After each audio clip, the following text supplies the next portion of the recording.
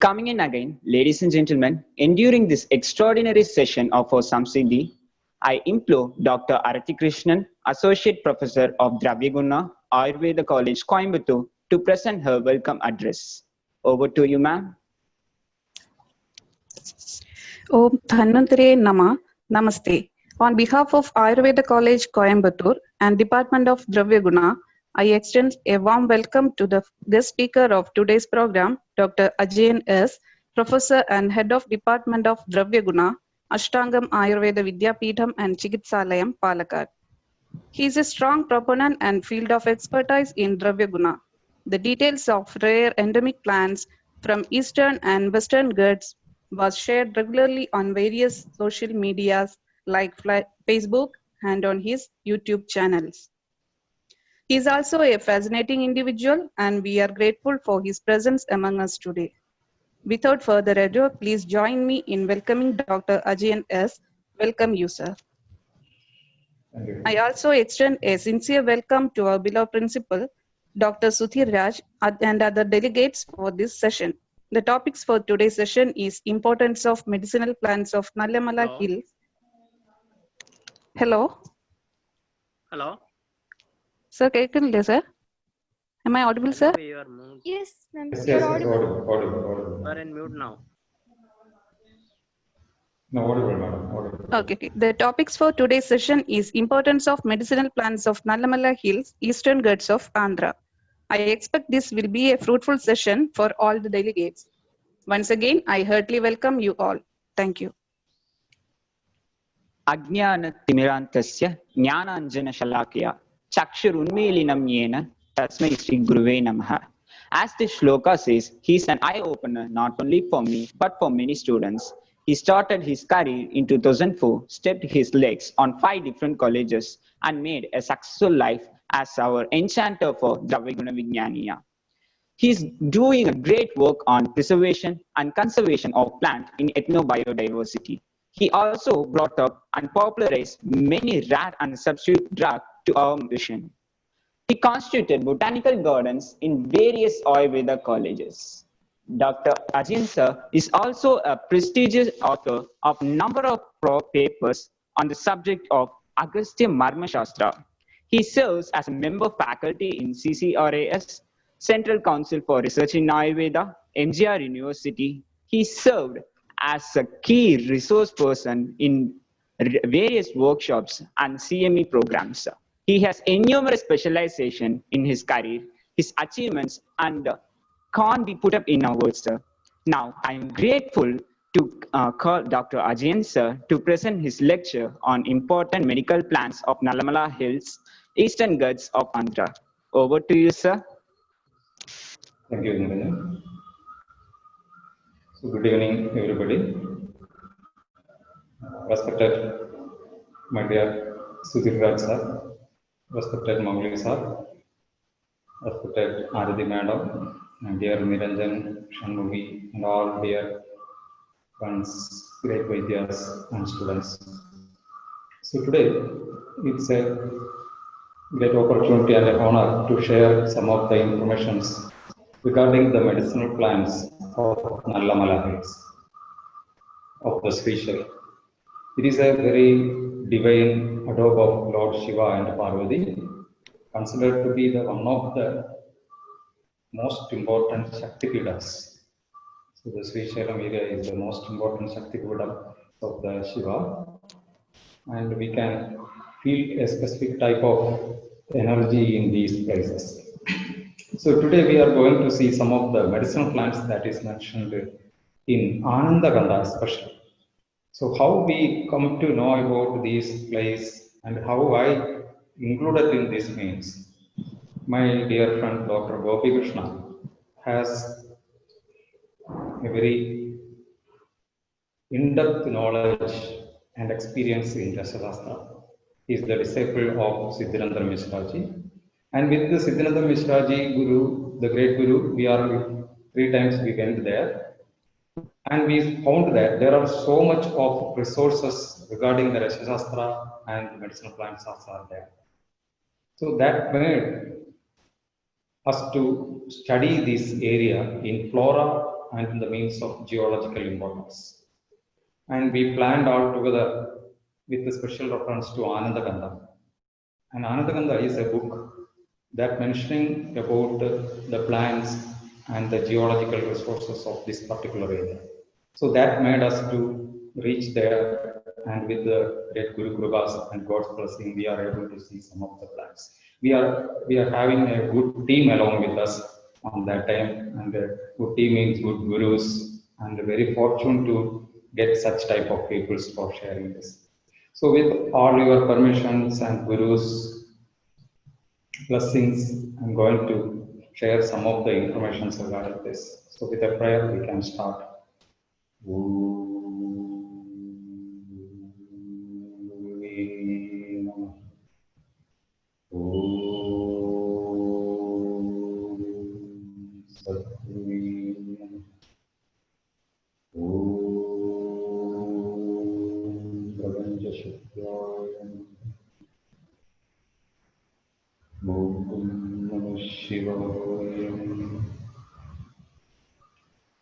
Dear friends, Nallamala is a area in Andhra Pradesh, and nowadays it's sharing Andhra and Sri Telangana areas.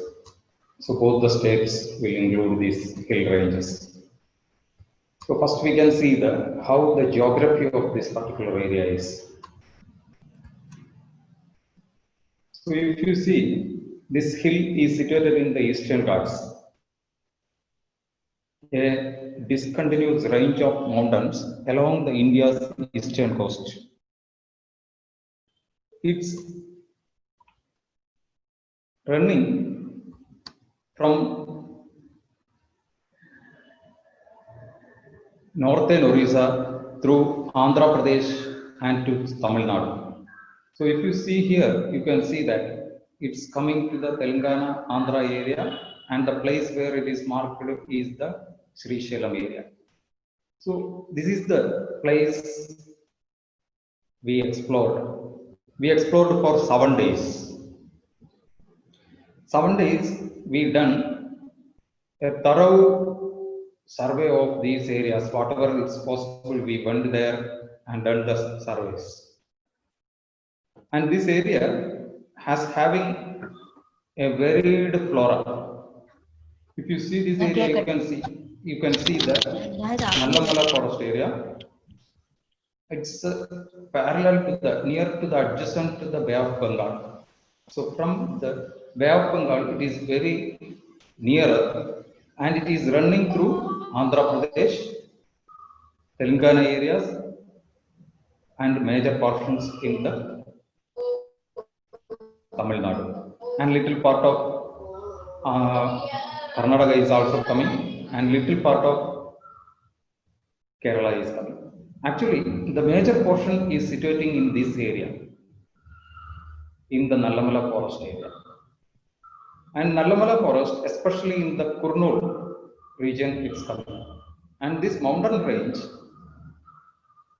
has having main 4 major rivers: Godavari, Mahanadi, Krishna, and Kaveri. So this Nallamala where we went is near to the Krishna river, and the Krishna river is nourishing this area, and it is flowing through this Nallamala forest area.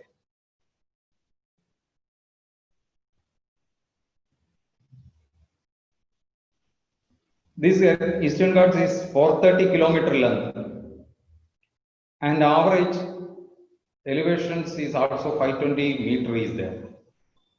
It's having a varied flora is there. So you can see the Krishna river is flowing, and middle of this Krishna rivers we have a dam is also there, Nagarjuna Sagar Dam. So this is the main place. Sri Shailam temple is there, and adjacent to this temple, whole area having varied type of forests, and it is considered to be the most important place of Nagarjuna.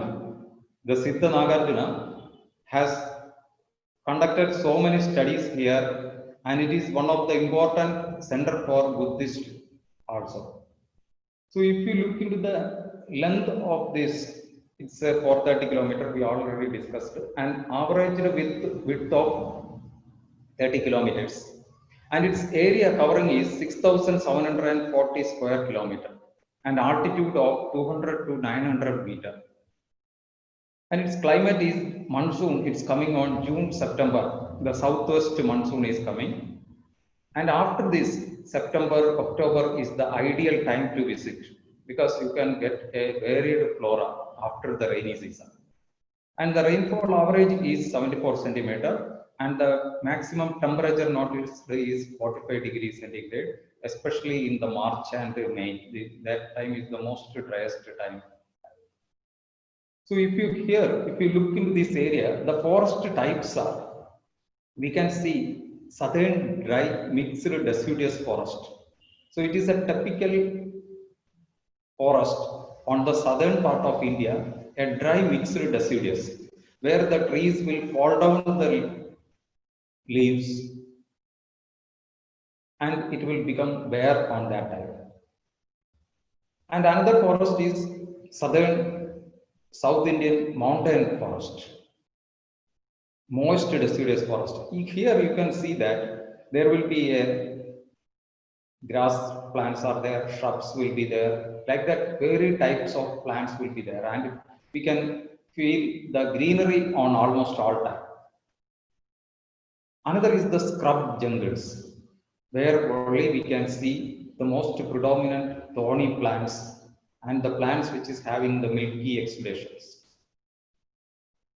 And grassland vegetations also we can see here, a plenty of grasslands. So this grasslands vegetation will help the tigers. Because of that, there are major tiger reservoirs are also there. And small herbs and those plants which are having tubers are more predominantly seen in the grassland vegetation.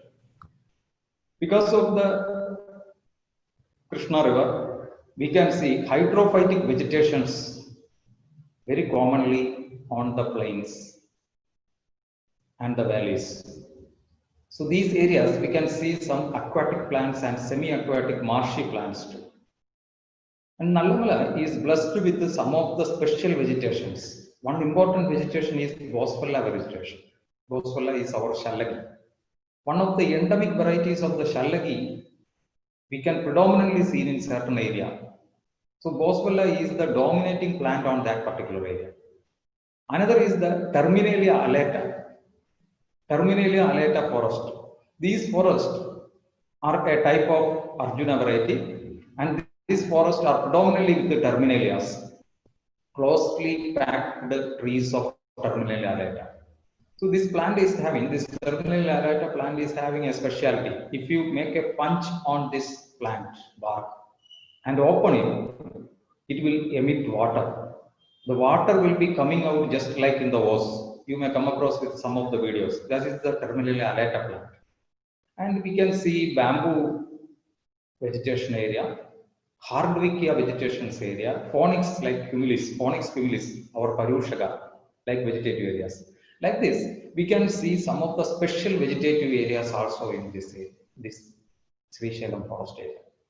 And the flora is taxa nearly 798, and it's covering a family of 144, and the endemic species 27 species are reported from this area. And one of the main tribes that residing in this area is the Chanjus. Chanjus are the most primitive tribe that residing in this particular area, and they know about the plants, and they are only depending upon the resources from this forest area for their life, for making their house, making their food, making their medicines. So these peoples know so many plants and the secret of this forest, and they are utilizing these things for various purposes. Now you are seeing on the screen, the tree you come across is the whitish bark tree is the Boswellia serrata, the shallagi plant, what we are seeing now. And the below you can see the grass. So such type of a mixture of boswellia plants, shallaki vegetation along with the grasslands is one of the blessed areas of this Srisailam. At the same time, you can see a mixture of other deciduous plants like Anogesis latifolia or dhava. Dhava is also one of the predominant plant in these areas, along with various types of fruiting plants, various deciduous plants, Bradara plants, Parijada is there. Like that, various types of important plants of our Ayurveda you can see on this land. And the most important thing is the green luxuries and the valleys of these areas. It's a mind-blowing thing to see these in its natural habitat. So now you are seeing is the mixture of dhava along with the Terminalia alata plant.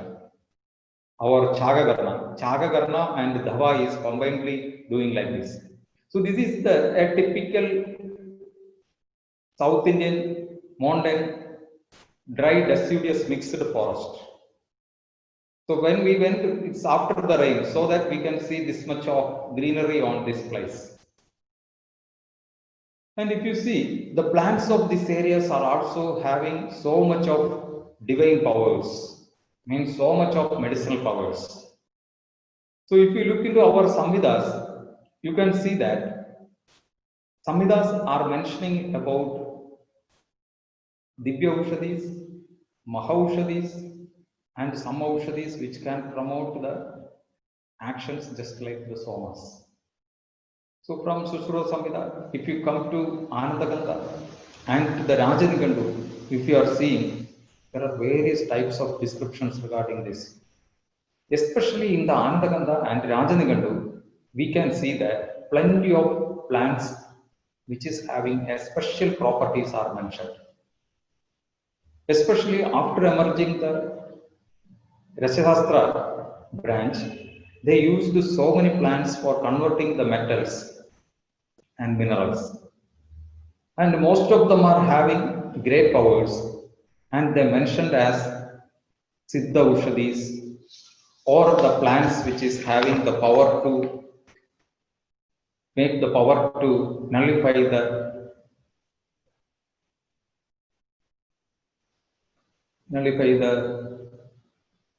poisonous effect of these things. They termed this as Rasaushadis and Siddha Ushadis. So, but if you see in the Divya Ushadis and in Mahaushadis, this clearly mentioned in Anandagandha. There are 64 Divya Ushadis are mentioned and 88 Mahaushadis are mentioned in this. So 64 Divya Ushadis and 88 Mahaushadis are mentioned. So we are very blessed to see some of the things on this particular area. So one by one we can see. The first day we went through the Srisailam Darshan. First we went for the Srisailam Darshan, and after that we go for a walk around the Srisailam.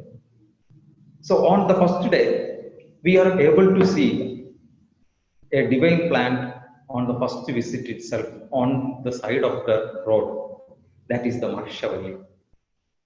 So this plant what you are seeing is a plant which is having the similar property as that of Somavalli.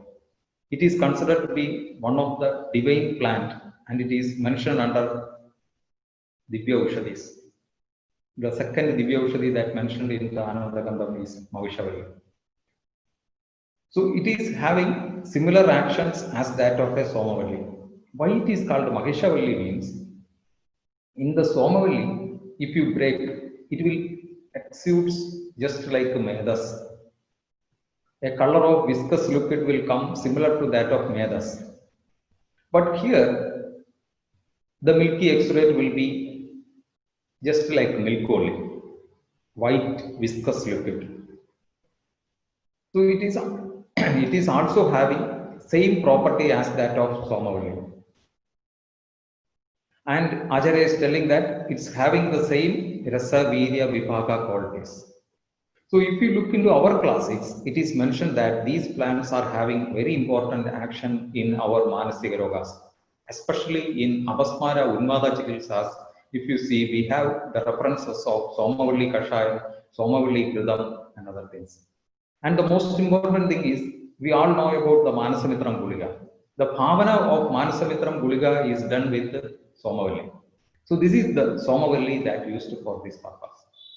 And in Udararoga also, if someone is having a severe Udararoga, then along with the milk, 5 to 7 drops of this milky extract of Sarcostoma acidum, if it is giving, then the patient will start Virejanam, and by that Virejanam, the accumulation of the fluid will be reduced. So this is the first plant we saw in the roadside. And another plant we saw in the ground in that area itself is on the around the Sri Shailam is Andrographis echinoides. In Tamil it is called as Gopuram Thami. So why it is called as Gopuram Thami? It is having a capacity to hold our body important functions in the normal form. This is considered to be one of the best Jorakna therapy. So if you observe this plant, you can see that very much similar as Andrographis spangulata, what we are using. So this plant also having the same property of reducing the fever. So recently, one thesis is done in Tripundra Ayurveda College, and it shows that it is having a very nice activity to reduce the fever. So best antipyretic drug. And moreover, this is a plant which is used by the locals for Krimigna purposes also. So for the Krimi, they are giving the decoctions. If it is in the Tamil Nadu or in the Andhra, they are using this. So what the specialty of this Sri Shailam means, the Eastern Ghats is the main area that will be running through the Tamil Nadu also. So the flora of that Tamil Nadu, Chennai, near to the Chennai, and these Sri Shailam Andhra areas are very much similar. So you can observe these plants in your places also, in the Tamil Nadu or in the certain part of Karnataka, and even in certain part of Maharashtra area also we can observe these plants. So this is one of the important plant we have to look in the fever conditions and as a Krimigna. Gopuram Thami, Andrographis paniculata. So if you observe the flowers also, you can see that white flowers with a bluish tinge and having numerous hairs. So these indicate these plants are having a peculiar type of Tejo Mahabhuta that will be encrypted in Aptattva. Because blue color is always a predominance with Aptattva. Akasha Tattva has having a whitish color. So a taste which is having a thick thumb with a light Madhura Shidatvam will having a very good Pittahara action. That's why this drug is having a very nice Pittahara action in our body too. Another important drug, you can see this Corallocarpus epigogo, Agasha Garuda. This may be the real source of Padala Garudi that is mentioned in Ayurveda. Because Padala Garudi considered to be one of the best drug for Vishakna. And its rhizomes, or sorry, its tubers will be similar to as that of a beak of the Garuda. And the local peoples also consider this as one of the important drug for Vishakna purpose and Asadhya Vranas and Kushtakra. Even if you look into the Siddha system of medicine, this is one of the important drug. Akasha Garuda Kirang is one of the important drug that used for skin diseases and in non-healing ulcers. So this plant also we observed in various parts of Sri Shailam areas. Its peculiarity is, if you look at the stem is having a whitish in nature. And the fruits are similar to that of a bimbi, but it's very tapering and the surfaces are having whitish marking, you can see here. And when it is becoming ripe, it will be turned into an orange color. The whole plant used with the local peoples using for various types of skin problems and the tubers are used for Vishakna purpose. And most of the places in Tamil Nadu or in Andhra, they are believing that if you keep these rhizomes, these tubers on the house, then the reptiles will not come to their house, and the bird effects of that house will not affect also. So like that, one belief is also there. And another beautiful plant with so much of fruits and flowers we observe is Morinda. Sorry, that's Memisilon umbellata or Memisilon edule. In Sanskrit, it is called as Anjani. The leaves, the flowers, and the roots are very much medicinal. The terminal leaves are used for various types of eye problems and visarpas. It is a best pitta kapahara dravya. And some part it's used for visarpa related to the various children's child disorders. And the flowers considered to be one of the best varnia. So the flowers 100 grams, then equal quantity of goduma, then mixed together, then make it to a powder. And if you use it for applying in the body with water, then it helps to remove the scars and the markings of our body. It's considered to be one of the varnia plant. And this is one of the angura that is mentioned in Panchangura for eye washes. Like that, this is one of the best Pittahara Dravya. Moreover, this is one of the beautiful plant on the forest, and so many birds will come to eat these fruits, so that it is having an environmental importance too. So this is the another plant what we are seeing in the cliffs of these areas is the Cleinia grandiflora. So this plant considered to be one of the best Vishakna Dravya. And the studies that conducted in various Tamil Nadu areas, it indicate that this is one of the important Siddha plant of Tamil Nadu Vaidyas. So this plant, they are considered as the Vishalya Garani that is mentioned in the Ramayanas. If some irritations that are occurring on the body by some insects or some worms, and it will produce allergic rashes on the skin with burning sensation and redness. On that time, they will take the leaves and rub it on their parts so that the allergic things will be subsided at once. And another thing is, it is a very fleshy leaves. If you break this fleshy leaf by two halves, then you can get an epidermis. You can separate an epidermis from the top of the leaves, and that is used to prevent the bleedings. If some cut wounds will occur, that is used as a plaster on the wound surface. At once, the wound will heal and the bleeding will stop. So like that, this is one of the important plants that mentioned in Siddha books too. And some of the Siddha Vaisas are using this for hydrophobia. They are preparing some medicine and utilizing this. So anyway, this is considered to be one of the best Vishakna Dravyas in most of the places where it is growing.